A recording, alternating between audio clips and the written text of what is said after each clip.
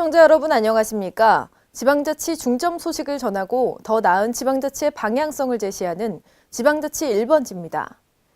쾌적하고 안전한 보행 환경을 조성하기 위해 전주시가 도로 비우기 사업을 추진합니다.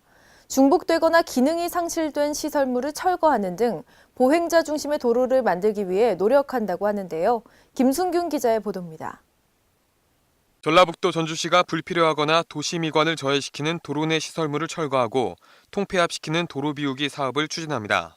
이번 도로 비우기 사업은 안전한 보행권을 보장하고 도로 경관 개선을 통한 품격 높은 전주의 이미지를 만들기 위해 계획되었습니다. 이번 사업을 통해 도로 내에 있는 가로등과 안내표지 신호등, 공중전화 부스 소화전 등 도로상에서 중복되거나 필요성이 떨어지는 설치물 등을 정리하게 됩니다. 또한 시는 도로 비우기 사업의 효율적인 추진을 위해 경찰서와 우체국, 한국전력 등 관리기관이 다른 시설물 간의 통합 설치 정비를 위한 실무협의회를 구성해 운영하고 전주시 도시비우기 조례 제정을 통해 추진 동력을 지속적으로 활성화할 입장입니다. 도로상에 있는 장애물들을 유사한 장애물들을 통합을 해서 최소화시킬 계획입니다. 이렇게 해서 이제 사람들이 걸어 다니는데 좀 편안하게 다닐 수 있는 도로 환경을 좀 만들어 보고자 시작하게 됐고요. 이제 이번 사업을 통해서 보다 좀 자연 친화적이고 지금 현재 그 차량 중심이 아닌 사람 중심의 도로를 좀 만들어 보고자 이렇게 계획을 하게 됐습니다. 이번 도로 비우기 사업을 통해 전주의 거리가 더욱 아름다운 거리로 재탄생하기를 기대합니다. K랜 김승균입니다. 전라북도가 3당 체제가 되면서 도민들의 기대가 매우 커지고 있는 가운데 지난 22일 전북도지사와 국회의원 당선자들이 정책 간담회를 가졌습니다. 김성지 기자의 보도입니다. 전라북도는 22일 전북도청 종합상황실에서 20대 국회의원 당선자들이 모인 가운데 주요 현안 보고를 위한 정책 간담회를 가졌습니다.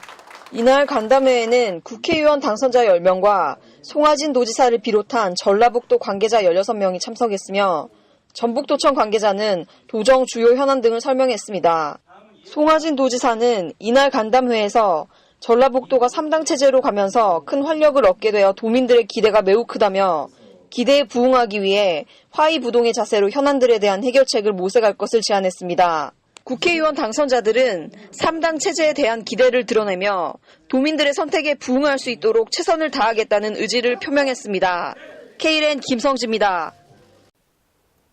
최근 KCC 이지스 농구단이 연고지 이전에 관한 움직임이 보이면서 전주시가 즉각 대응에 나섰는데요. 노후화된 시설 등 경기 환경이 이유였던 것으로 알려졌습니다. 김순균 기자의 보도입니다.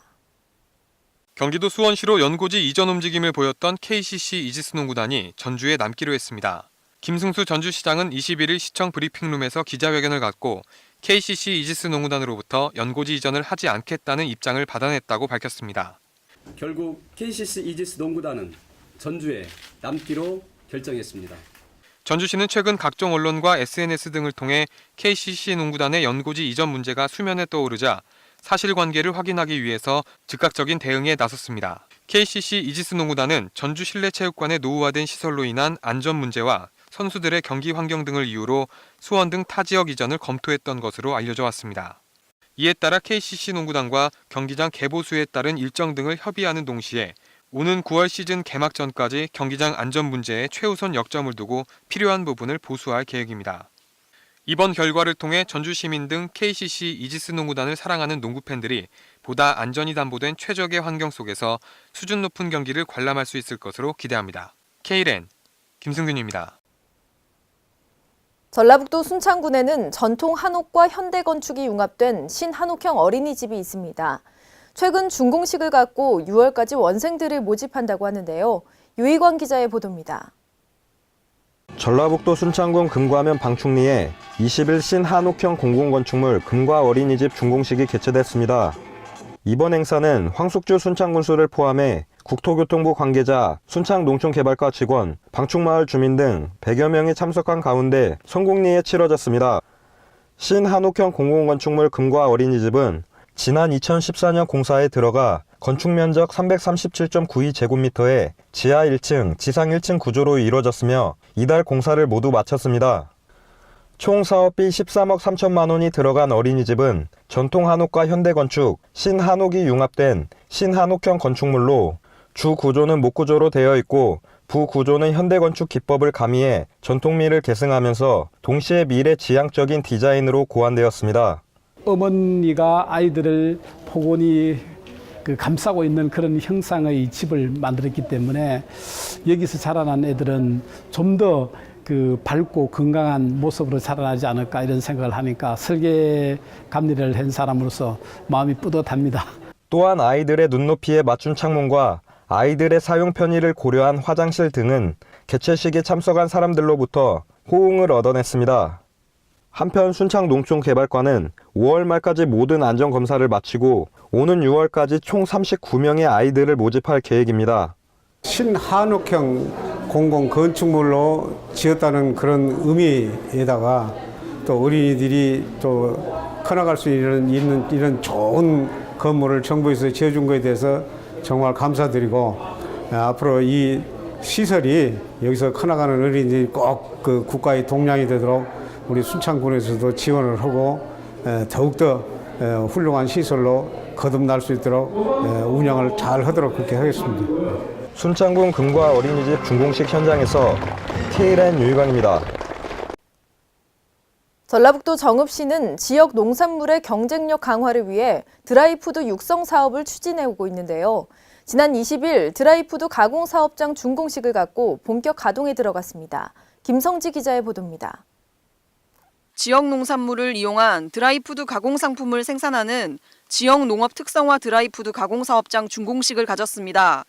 20일 준공식을 갖고 본격 가동에 들어간 콩사랑 농업회사 법인은 주요 생산품인 미숫가루와 고구마 말랭이 등을 종전 하루 500g에서 1000kg까지 생산 가능하게 됐습니다. 냉장 시설이나 냉동 시설이 좀 더 구비가 되면서 원재료 입고부터 제품 출고까지 좀 시스템적으로 보강이 되어서요. 원활하게 제품이 생산되면서 유통이 될 수 있는 그런 여건이 마련됐습니다. 또한 해썹 위생 장비 및 가공 장비 등을 갖춰 안전한 먹거리를 생산할 수 있게 됐습니다. KLN 김성지입니다. 전라북도 순창군에는 녹색 민원실이 있습니다. 편안한 기분을 들게 하는 녹색을 적용해 국민들에게 양질의 서비스를 제공한다고 합니다. 유희광 기자의 보도입니다. 전라북도 순창군 순창군청에는 녹색 공간 속에서 고객 맞춤형 민원 서비스를 제공하고 항상 친절한 마인드로 민원인과 소통하는 녹색 민원실이 있습니다.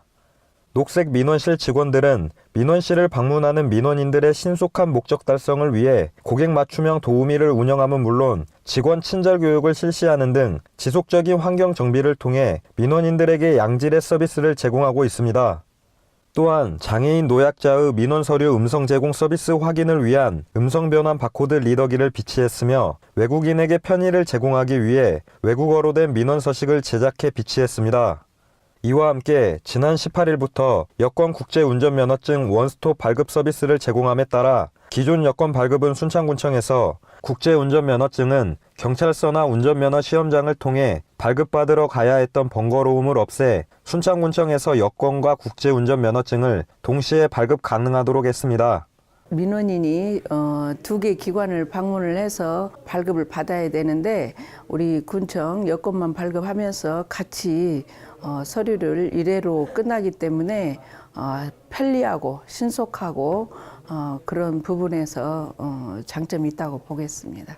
한편 순창군청 민원과는 생기 있는 민원실 환경 조성을 위해 가족처럼 민원인을 대하는 등 다각적인 노력을 펼치고 있습니다.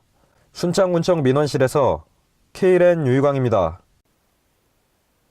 유네스코 세계문화유산으로 등재된 미륵사를 이제 복원된 모습으로 만나볼 수 있습니다. 익산시가 미륵사지 유물전시관에 디지털 헤리티지 시스템을 도입해 가상체험을 할 수 있도록 했기 때문인데요. 김성지 기자의 보도입니다.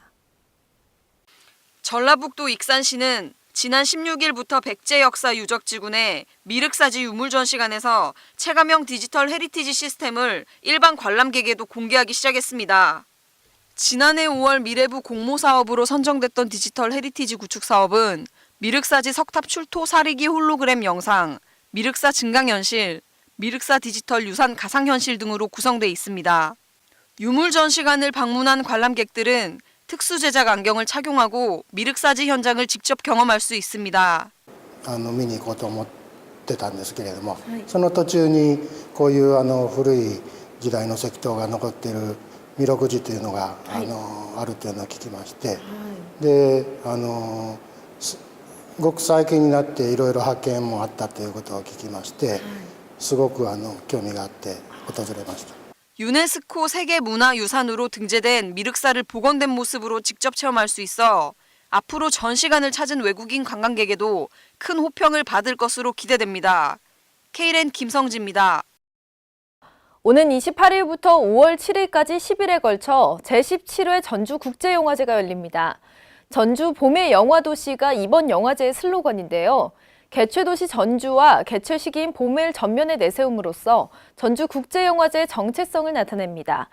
이번 영화제에서는 45개국의 작품 211편을 상영합니다. 총 5개의 극장 19개관에서 상영할 예정이며 시상식은 감독과 영화인들이 중심이 돼 열흘간의 영화제 기간 중 8일째 되는 날 열리게 됩니다. 이번 국제영화제의 특징 및 변화는 행사 장소에 집중합니다. 올해는 고사동 영화의 거리로 행사 장소를 집중함으로써 효율적인 영화제 운용과 편리한 동선이 예상됩니다. 또 초청 편수가 증가됐는데요. 16회 영화제에 200편을 초청한 것에 이어 올해는 211편으로 그 양과 폭을 확대했습니다. 상영 회차 역시 500회에 달해 역대 최다 회차를 편성했습니다. 또 이번 시상식에는 새로운 시상이 추가됐는데요. 다큐멘터리에 대한 시상을 마련해 선정된 작품은 시상금 1,000만 원과 함께 다큐멘터리상을 수여하게 됩니다. 제17회 전주국제영화제에서 주목할 만한 작품 7편을 뽑아봤습니다. 블랙 코미디로는 김수현 감독의 4년 만의 복귀작 우리 손자 베스트와 특이한 유머 감각을 품고 있는 고봉수 감독의 델타 보이스가 있고요. 세계적인 항공사진 작가 얀 아투스 베르트랑이 연출한 다큐멘터리 휴머는 사진의 대가가 연출한 영화답게 이미지가 볼만합니다. 국내에서 잘 알려진 히가시노 게이고의 소설을 원작으로 한 천공의 벌도 기대작 중 하나인데요. 일본 대중영화 스타들이 총출동해 눈길을 끕니다. 현재 뉴스타파의 앵커 겸 PD로 재직하고 있는 최승호 감독의 자백은 사건의 진실을 밝히는 과정에서 사건의 기록보다는 사건 이면을 따라가는 흔치 않은 다큐멘터리로 평가받고 있습니다. 또 올해 로테르담 국제영화제 경쟁 부문에 올라갔던 두 작품이 있습니다. 타이거상의 후보로 선정된 피오나탄 감독의 역사의 미래는 이미지를 통해 유럽의 현재와 미래에 관한 단상을 보여주는 작품이고, 타이거상 수상작인 바박 잘랄리 감독의 라디오 드림스는 중동과 미국이라는 미묘한 역학관계 속에서 음악을 통한 돌파구를 찾는 영리한 서사를 보여줍니다. 이상으로 지방자치 1번지를 마칩니다. 시청해주신 여러분 고맙습니다.